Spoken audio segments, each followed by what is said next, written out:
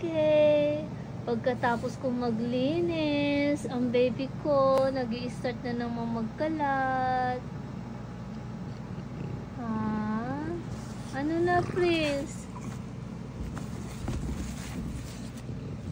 Kakalinis lang ng mommy? Kakapalit lang ng bedsheet, nagsisimula na naman po siyang magkalat. Oh. Ando yung stuff, mga laruan niya. Ayan na. Ano na naman kayo susunod niya ikapalat?